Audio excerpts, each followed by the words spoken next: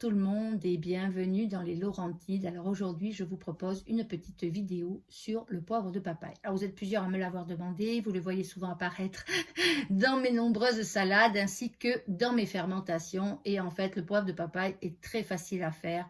Il faut bien sûr avoir une papaye. Donc, je vais aller récupérer l'ensemble des graines qui sont à l'intérieur. Alors, comme vous le voyez sur le côté, quand je coupe ma papaye, je vais aller enlever directement l'ensemble des graines avec ma main parce que ça permet d'enlever moins de chair. Avant, je le faisais à la cuillère, mais vous verrez que avec la main, on va juste enlever les graines. Qu'est-ce que je fais par la suite? Je vais aller les mettre dans mon déshydrateur. Alors, la température peut être variable pour moi. Pourquoi la température peut être variable? Parce que ça va dépendre de ce que je vais déshydrater en même temps. En général, je n'ai pas assez de graines pour faire juste des graines. Donc, je vais déshydrater autre chose et je vais profiter de cette déshydratation pour ajouter mes graines de papaye.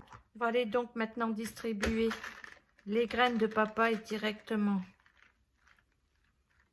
sur ma grille. Alors, vous voyez, j'ai mis un paraflex parce que sinon, ça passe au travers après quand c'est sec. Donc,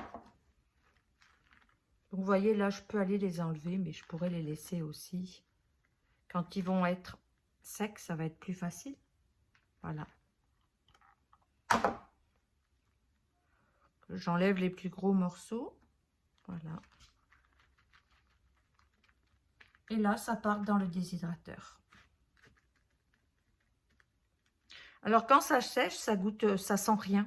Donc, n'avez pas de stress. Par contre, quand vous allez le goûter, vous allez vraiment être étonné par ce goût de poivre. Très, très intéressant. Alors, je peux mélanger à n'importe quelle déshydratation parce que ça ne sent rien, ça ne dégage pas d'odeur. Il faut vraiment aller le piler au mortier ou croquer dedans pour avoir le goût poivré du poivre de papaye.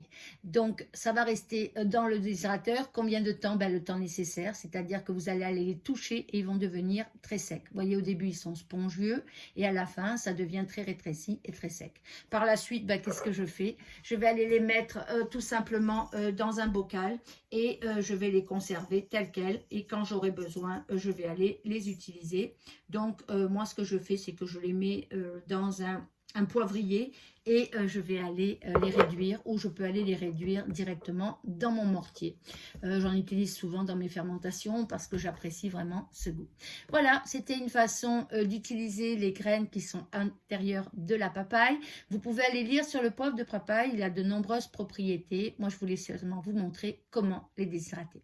Voilà, je vous dis à la prochaine fois. Au revoir.